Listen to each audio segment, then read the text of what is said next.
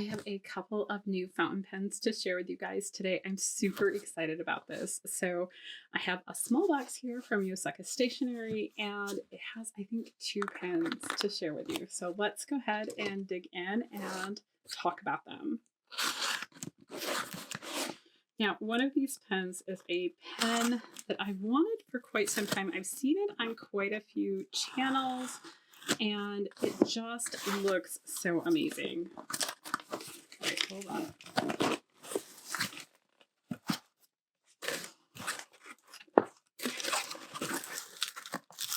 And just for a minute, let's talk about Yoseka. They have amazing packaging. They just do such a cute job with all of their stuff. It's all recyclable and very paper friendly, and I don't know, I just really like the way that they do that. So these are our 2 pens, I believe.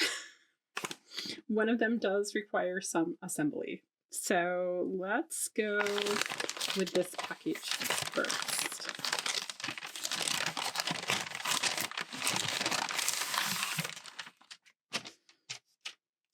So this is our, I did get a Kakimori dip pen, so this must be the nib, and this is probably the nib holder. I also got another uni pen, and then this one was a last minute addition, and we'll talk about that in a second. So here we have a cute little note that's just thanking me for my order. I always find that they send the cutest, like most personal little notes, and I love that about them. And this one, I wonder what like paper this is, because this is so cute. I love the little stars. I bet you this is like a notepad or something they sell in the shop, but totally love it. Then we have like just a little, I'm guessing this is a sticker. It's kind of like a stamp. And then this, oh, what's this? Oh, it's just a little postcard from their team and kind of a little bit about them and everything, which is really cute. I love the design on the back here too. I'm not going to read it all right now just because of time. But the first thing I have here is another uni pen. Now I'm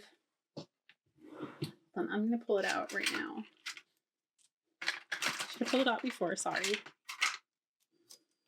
But I kind of got into these Uni Jetstream pens as a result of my Hobonichi cousin. This is the one that they sent me a couple of years ago that went with my 2023 Hobonichi cousin. And I found that they work so well that I got this one. And this was like a $30 one. And I want to say I got it from Yoseka as well. But it's got 4 different inks plus a pencil in it. And then I saw this one and I loved the color. It's got that rose gold finish and just this really cute, body. And I think it's just the body without any of the actual inks because it was only,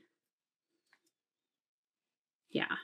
So I'll have to like put everything in there because it comes empty, but it was only $10 and I liked the colors. So that is my new Uni Jetstream. I didn't know you could buy them without all of the inserts. So now I can go and decide what colors I want to put in here and totally customize it to myself, which I think is going to be a fun process. So there's that. Do this one last. Next, we have the Kakimori. So I'm guessing this is the nib holder. So we'll open that first so we have somewhere to put the nib. So these are an interesting type of pen. They're made in Japan, if you didn't guess that from the name Kakimori, which I'm probably pronouncing slightly wrong. I'm trying, guys. But these are kind of like the Rolls Royce of dip pens, I want to say. They're kind of, I haven't tried, like other than my really cheap little dip pen here, I haven't tried a lot of dip pens.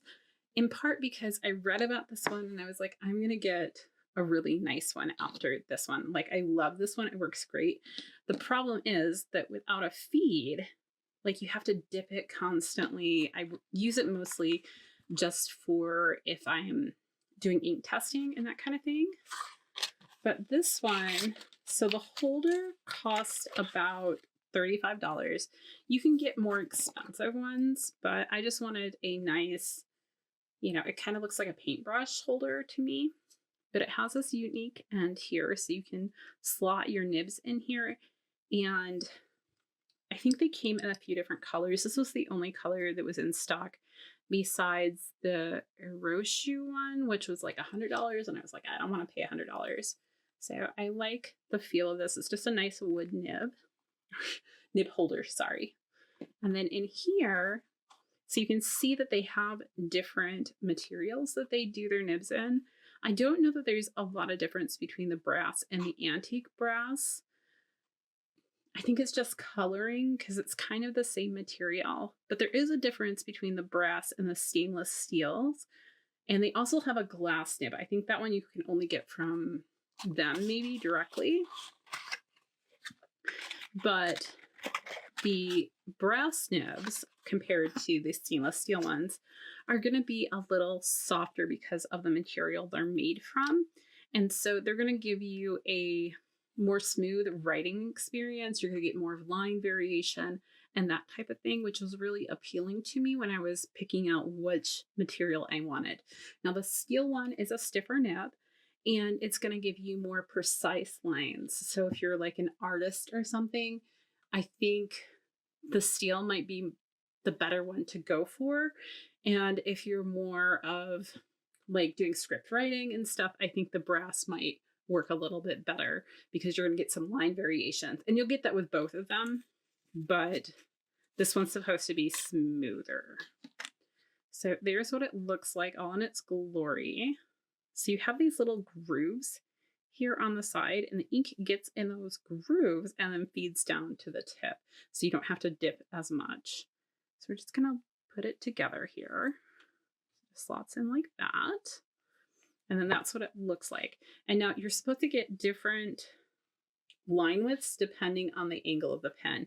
It's also supposed to be one of the most forgiving pens. They often recommend it as a first fountain pen because of the dip quality. It's easy to clean. It's easy to try different inks. And unlike a traditional fountain pen, well, I think this might be the actual traditional, but so let me pull out another fountain pen for you guys to just do a comparison here.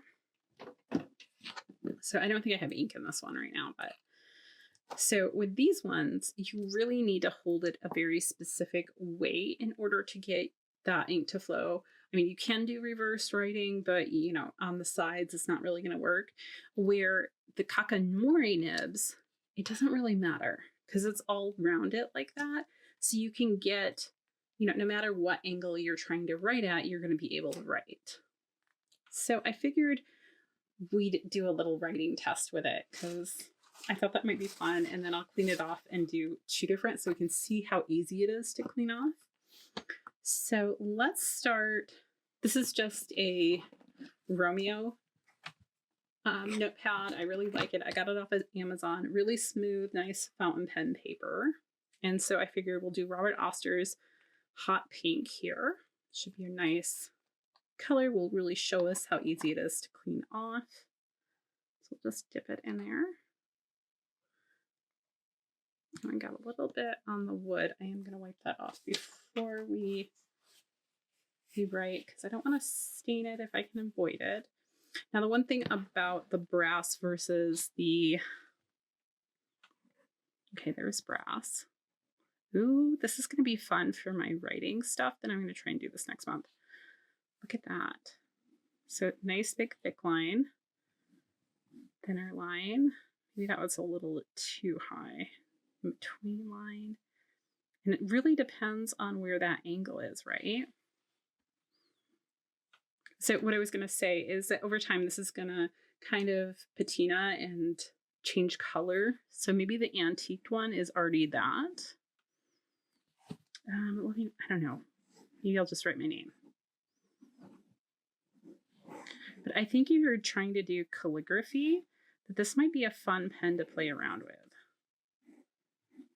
You know what I mean?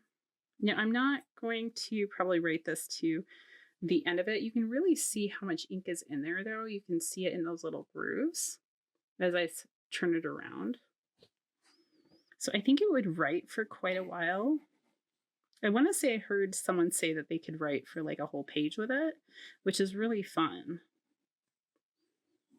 I don't know that I would want that for doing my dip test. Like, I feel like it might be wasteful of the ink. But for like playing around, or maybe I want to have just a color for one specific spread or something, this would be really fun to work with. All right. So we've kind of seen how it writes a little bit. So I'm going to close this off so I don't spill it because, you know, my life. I'm going to just dip it in the water. And let's see, because I don't see any instructions. Maybe I overlooked them, but I'm just going to dip it in the water and then, like, maybe the ink has a different, I see a couple of, like, red spots still. Maybe I'll dip it a second time here.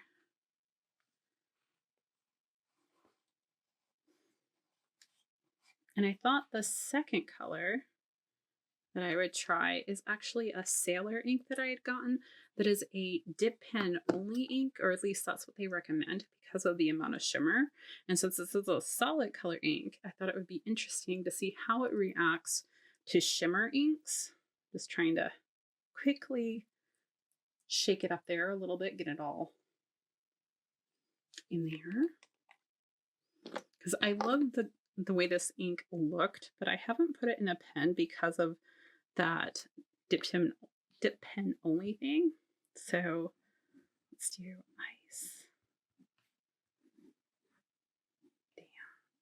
Dance. Oh, this is pretty. And I am liking this line variation that you could do. I bet this would be really fun for artists to be able to do a lot of different type techniques and stuff. So it looks like I pretty much cleaned out that channel. So I wonder if it depends on which side is feeding it. That's going to be something I want to experiment with a little bit more. But no issues at all with sparkly inks, which will be nice because I have a couple of inks that I really like, but I don't use them. They're mostly in sample size because they clog up my pens so bad. I think it's Robert Oster's Violet Clouds I have a lot of problems with because the shimmer is so intense. And it's not horrible, right? Okay, I think I kind of wrote it out or scribbled it out there. Okay.